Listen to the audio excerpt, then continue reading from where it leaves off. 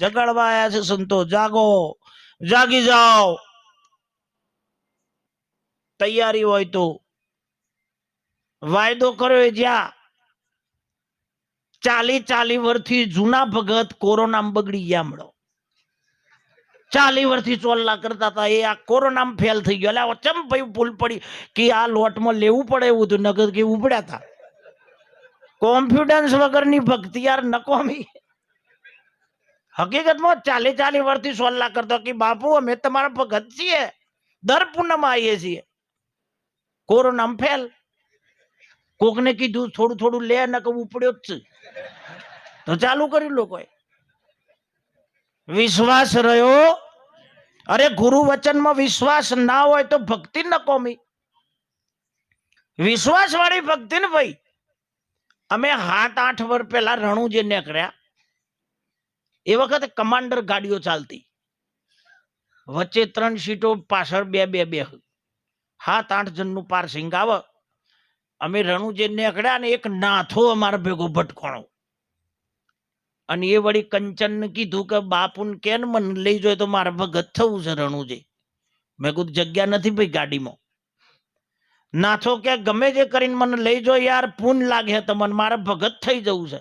નાથો હોજ તો લઈ લીધેલું. હા વારમાં કે છે અમારા કંચન ભગત જેવો મોણ હતો કે બાપુ એમ કરો, તેલનો ડબ્બો વચ્ચી મૂકો અને ના પર ઓછી કુંબેલો અનંદ લઈ લો, આપણને પૂન લાગે. નાથો ફૂલ રેડી રહેવા વાળો હો. મેં કહું ઉઠાવો. વચ્ચી તેલનો ડબ્બો મેલીને નાથાને બેહાડ્યો, ગાડી ઉપાડી. અમારી બાજુથી રણુજા જવું ને તો પેલું અંબાજી આવો બાપુ. અંબાજી દર્શન કરાયો, માતાજીનો હોનાનું પતરું ચડાવ્યું ભાઈ અંબાજી ઉપર. અમારા દેવરાજમાં હમણાં દેવાયત પંડિતની સમાધિ ઉપર 500 ગ્રામ હોનું ચડાવ્યું એક ભાઈએ, આખી સમાધિને લપેડી સોનાથી. એટલે આ તો એવા એવા ભક્તો હોય તો આપણું આખું અંબાજી મંદિર સોનામ બની ગયું.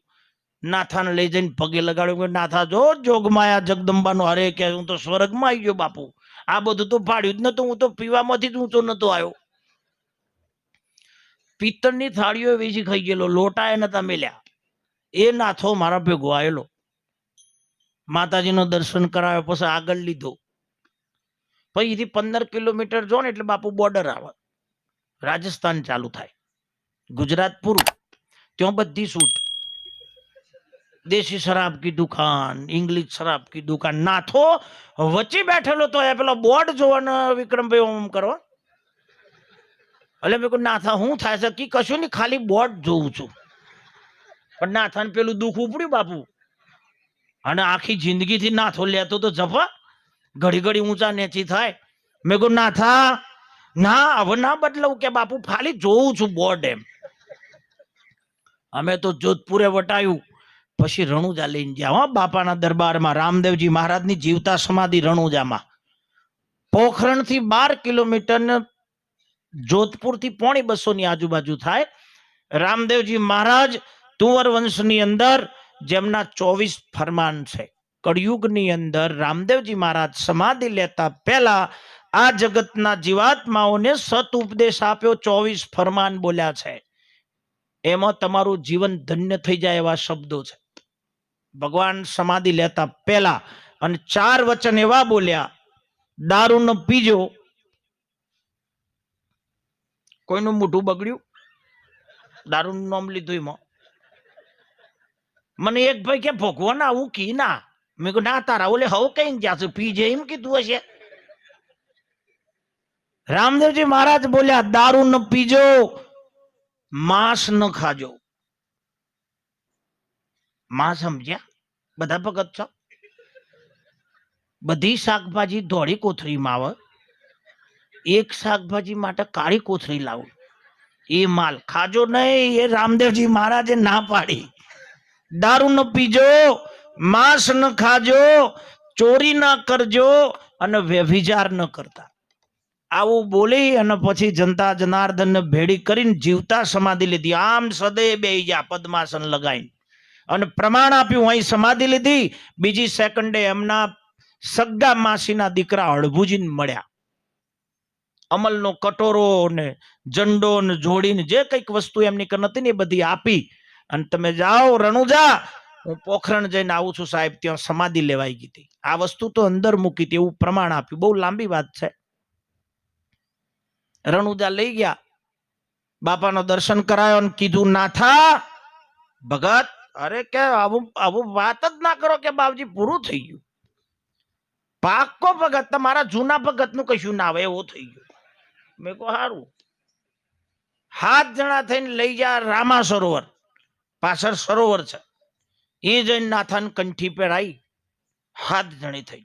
નાથા ભગત પ્યોર ભગત કે બાપજી. એમ વળતા થયા, જોધપુર આયા. બહુ મોટું શહેર છે જોધપુર. બધા આ શંભુ જેવા મારા હંગાતી હતા કે બાપજી મારે ચપ્પલ લેવો છે, કોઈ કે મારે બુશર્ટ લેવું છે. તો મેં કીધું જી આવો બજારમાં ભાઈ. બધા એક એક એક એક બધા જ્યાં. મારે તો કશું લેવાનું નતું, બધું હતું જ. પિન્ટુભાઈ નાથો કે મારે જવું છે. તો મેં કીધું તું એ જા, તારે જે લેવું હોય લઈ આય.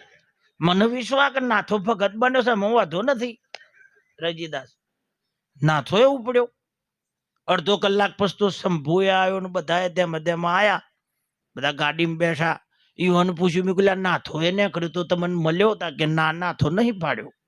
એટલામાં નાથો આવ્યો બાપુ. 4 ખટારા નીકળ્યું ને એવડો રોડ હોકડો પડે હો નાથો બનેલો. ઓખો ને બોખો ધર થઈ ગયા. અને નાથો આવ્યો સાહેબ, મારી સાથી પટકો ને ધીડામ દઈને. મેં કીધું નાથા આ શું કરી તું તારે? કે નતું ટકાતું બાપુ, શું કરું? અભી બોલા અભી ભોગ. ચમની ભક્તિ થાય? આ તો વિશ્વાસની ભક્તિ છે ભાઈ. હેમ ન બાજે હે સખી, એ તો વાગે તો એ લાજંત. હેમ કદી વાગે, હેમ રણકર ને એવું સોનું કહેવાય. અને વાત એવી હતી, લોખંડ સોનું બનાવી દે ને એનું નામ પારસમણી. पारस और कंचन में बड़ो अंतरो जान. पारस और संत में, पारस और संत में बड़ो अंतरो जान. पारस लोहे को कंचन बना दे, संत कर दे आप समान. संत છે ને વિભાજન ના રાખે, સંત જેવો જ સંત બનાવે. તમને એના જેવું જ સ્વરૂપ આપી દે, એનું નામ સંત છે. ત્યાં જઈને વાત થઈ, સત્સંગ ચાલુ થયો, અગમ નિગમની વાતો ચાલુ થઈ, પોતાના સ્વરૂપની વાતો થઈ, આત્માના સાક્ષાત્કારની વાતો થઈ, સ્વયં પ્રકાશની વાત થઈ, નેજ સ્વરૂપની વાતો થઈ. સત્સંગનો મહિમા હકડે ઠાત બાજેલો. પીપાસુ લોકો આમ જેમ મોતી પડતા હોય ને એમ ઝીલતા હોય ને એમ બેઠેલા. માજી વાટ જોઈ રહેલો કે પેલી પારસમણિયા બાવો ચાણ કાઢે. એમને સત્સંગથી કોઈ લેવા દેવા નહીં. 2.5 કલાકનો સત્સંગ પૂરો થયો, પ્રસાદી વેચાઈ, એ બધો ને કરવાનો થયો. એટલે માજી ત્યાં ભરાઈને પૂછ્યું કે પેલું પારસમણી વાળી વિધિ? એટલે કે એ તો વાતમાં આવી જ ગયું બધું. અરે કે આ તમે જુઓ, અડીમણનો લઠ્ઠો લઈને આવીશું, અને અડાડવાની હતી પારસમણી તાણે. અરે કે લોળાને અડાડવાની પારસમણી નથી. આ તો દેહના આ અવતારને સાર્થક કરવાની પારસમણી હતી. શબ્દ રૂપે પારસમણી ભૈલા. શબ્દ યાર, શબ્દ પાર. શબ્દ છે ને ભવસાગર તરવાની નાવ છે. એટલે સંતોએ આ બધા પ્રયાસ કરી જગાડવાની વાત કરે છે. સંતો જગાડે છે, અજ્ઞાન રૂપે ઊંઘમાંથી જગાડે, એનું નામ સંત છે. એટલે આપણે સંતો એકત્રિત કરીએ છીએ. આજુબાજુથી અમારું વર્ધી ગામ દર વર્ષે સંતોને બોલાવે છે, પાઠ પૂજા કરાવે. હું તો આવું જ, આજુબાજુથી સંતો આવે, સંતો આશીર્વચન આપે, સત્સંગ આપે, જ્ઞાન ગોષ્ઠી કરે અને ગામની અંદર ઉજાસ કરવા માટેનો પ્રયાસ કરે છે અમારું આ વર્ધી ગામ. ફરીવાર જેને તન મન ધનથી સેવા આપી છે, તાળીઓથી વધાવો.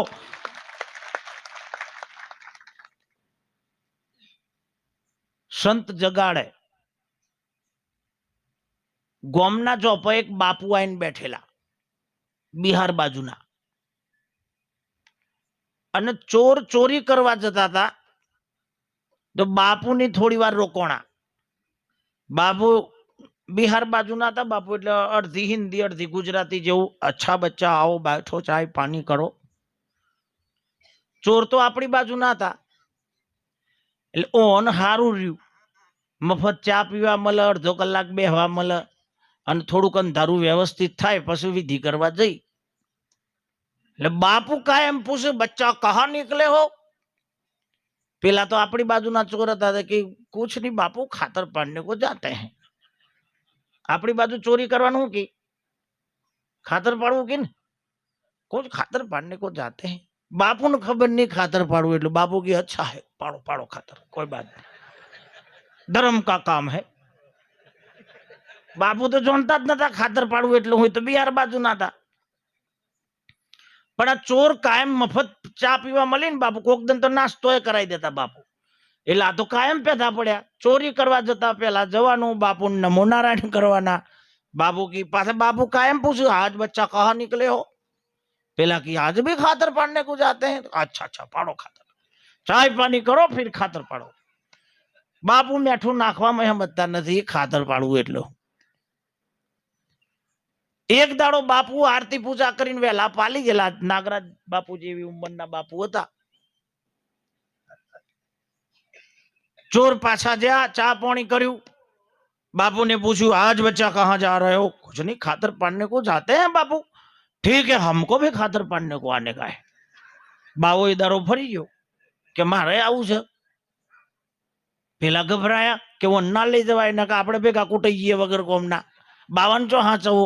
પણ એક હોશિયાર હતો મારા વિક્રમ જેવો કે હું લઈ લ્યો, ફાઇટિંગ બાઇટિંગ થહ તો હું ધરવાનો આગળ, આપણે બચી જાઉં. બધાને વાત બેઠી ઘઉં લઈ લો એટલે ભેગો. એટલે કીધું કે बापू चलो खातर पाड़ने को. अच्छा तुम आगे खड़े रहो हम थोड़ा तैयारी कर देता है. ठेलो लीधो, પછી શંખ લીધો, સલમ લીધી, થોડો ઘણો ગોજો લીધો, માચીસ બાવાનો શું હોય અગરબત્તીઓ લીધી. આ બધીની વ્યવસ્થા બધી કરી ઠેલામાં. અને બાવાજી ભર્યો ઠેલો. ચલો ખાતર પાડને કો. ઉપડ્યા. બાવો મેઠું નાખવામાં જાણતો નથી ખાતર પાડવું એટલે. આ સંઘ ભેગી ડોહી ડોહો ઉપડ્યો. મોટું વ્યવસ્થિત ગોમ આવ્યું. 4 માળની બિલ્ડિંગ, શેઠનું ઘર. એટલે જ એને ઉભા રહ્યા. પેલા 4 જણે કીધું બાપુ વંડા ઠેકો. वंडा ठेको એટલે 52 कूदो. बाबू की इतना बड़ा गेट है यार वंडा काय को ठेकते हैं. पेला की खातर पाड़ने का नियम है वंडा ठेकना पड़ेगा, वंडा ठेकीन पड़ो. तो कि चलो कोई बात नहीं यार जो नियम है तो करना पड़ेगा. बाबू ए मोय ने पेला 4 मोय पड़ा मोय. फस्तुयो ने थेरो काढा मोटो मोटो डिसमिस ने चालू कर्યું विधि. बाबूजी જોઈ રહેલા. બારીઓ ખોલી. પછી पाछू फरी कीधु बापू पड़ो अंदर. अरे बड़ा गेट है अंदर का कोई इधर से पढ़ते हैं. अरे सिस्टम इधर से ही है उधर से नहीं है, वहीं पढ़ो.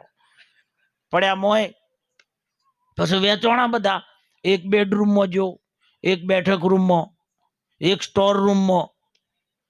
બાવજી રહોડામાં જ્યાં વેચાઈ ગયા બધા.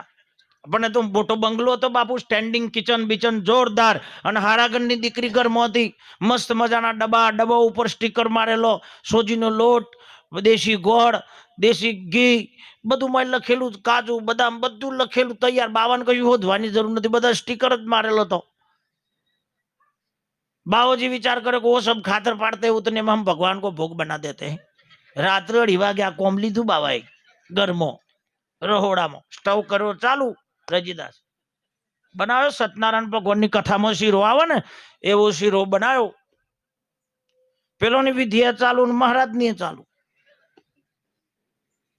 पण संतो नो नियम होय भोजन बनावो ने એટલે પેલું ભગવાન ને ધરાવું પછી એક હોય.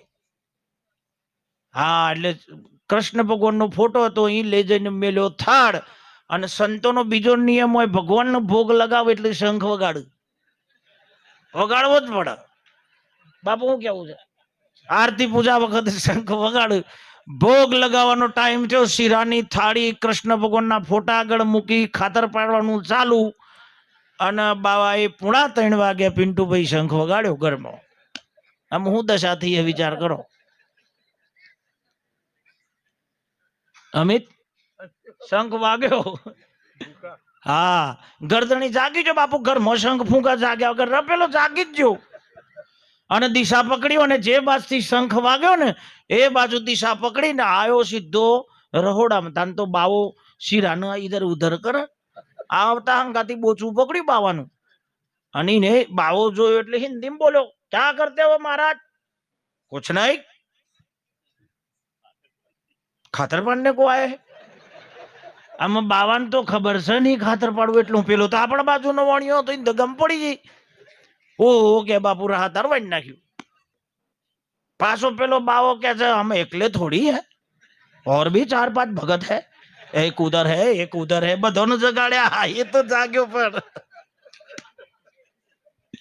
સંત નું કામ છે જગાડવાનું ભાઈ દ્રષ્ટાંત શું કે છે સંત કોઈ પણ રીતે તમને જગાડ સંત કદી ખાડામાં ન નાખ સંત છે ને માર્ગ બતાવે સંત રસ્તો કાઢી દે તમારો તમારા જીવનની મૂંઝવણ દૂર કરે એનું નામ સંત છે તમને મૂંઝવણમાં નાખે એ સંત નથી તમારી અવિદ્યાઓથી મુક્ત કરે કબીર ધારામાં કહે છે બંધી છોડ બંધનથી મુક્ત કરે એ સંત છે તમારા આવરણોથી મુક્ત કરે તમારા બંધનોથી મુક્ત કરે તમને મુક્ત કરી દે તમને જીવતા મોક્ષ અપાવી દે એ સંત છે જીવતા મુક્તિ આ સદેહ તમને આત્મા સ્વરૂપનું જ્ઞાન કરાવે એનું નામ સંત છે એ દિશા બતાવે તમને રસ્તો બતાવે તમે જે રસ્તે અત્યારે જે રસ્તો ચડ્યા હોય એ રસ્તો તમારો ક્લિયર છે કે નહીં એ તપાસ કરીને સાચા રસ્તે ચડાવે એનું નામ સંત એક ડોહીમાં હોકળા નાળિયામાં ચડ્યો 8મો ઠેલું ચોક બીજા ગોમ જતો હતો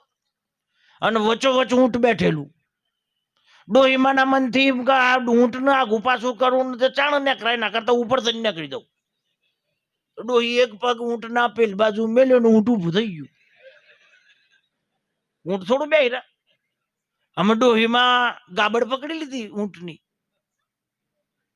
એ પાછો વિક્રમ જેવો ભગત મળ્યો કે માડી ચો છો કે મારા ઊંટ ચોણા આમ ઊંટ લઈ જાય હવે નક્કી નથી પેલા નક્કી હતું પણ હવે ઊંટ લઈ જાય તો જો કોઈ દિશા તમારી બદલાઈ ગઈ તમને રસ્તો ચેન્જ થયો તમારા જીવનની ધારા બદલાઈ તો નરક સિવાય બીજો કોઈ આરો નથી મોક્ષનો દ્વાર નહીં ખુલે એ રસ્તો તમને એટલે દેવાયત પંડિતના એક ભજનમાં છે સુગરા મૂકી અને નુગરા ના સેવજો કારણ કે નુગરો નક્કી નરકમાં લઈ જાય નુગરાની પ્રીત કરી નરકમાં હંસ મૂકીને બગલાનો સંગ ના કરજો બે ધોળા છે હંસ પણ ધોળો બગલો પણ ધોળો પણ બેનો ખોરાક એક નથી હંસ મોતીનો ચારો ચરે એવાની સંગત કરજો જેનો મોતી જેવો ચારો હોય બગલા જેવાની સંગત ના કરજો એ ખોટો ખોરાક ખાય તમને ખવડાવશે માઉન્ટ આબુ 4 મોટિયાર જતા હોય ને અને તમારા ગોગળામાં કંઠી હોય ને તો શેટા ખાઈ જજો ન કઈ ના ભેગા જ્યાં તો તમને લેવડાય એક ભાઈ મને કે આપણે દેશી નહીં લેતા હોલ જ ઉઠાવે છે 1900 રૂપિયા વાળો તો દેશી નહીં લેતા એવો ગર્વ હું કા કરું છું ભાઈ આ રાતાની પાર્ટી જ વાળે હે દારૂ પીવો માંસ ખાવું ચોરી કરવી વ્યભિચારમાં રહેવું આપણા સંતોએ આનો ના પાડી છે આપણા ઋષિ મુનિઓ આપણી સનાતન ધર્મની ધારામાં નથી એનાથી બચી અને સુંદર જીવન જીવવાનો એકરાર કરીએ આજના તબક્કે આ ગામમાં સંતો ભક્તો મહંતો મહાપુરુષોને તેડાવી અને ગતગંગાનું સ્વરૂપ આપી અને અમારા વર્ધી ગામના હરિભક્તોએ પુણ્ય કમાયું છે એકવાર તાળીઓથી વધાવી અને અલગ ધણી બાપાના પાઠના હવે આપણે વધામણા કરીએ આરતીનું આયોજન કરીએ અલગ ધણી બાપાની પાઠની સંતોની ગતગંગાની આરતી કરીએ બધાને મારા અંતરના ભાવથી નમો નારાયણ જય લખધણી જય ગુરુ મહારાજ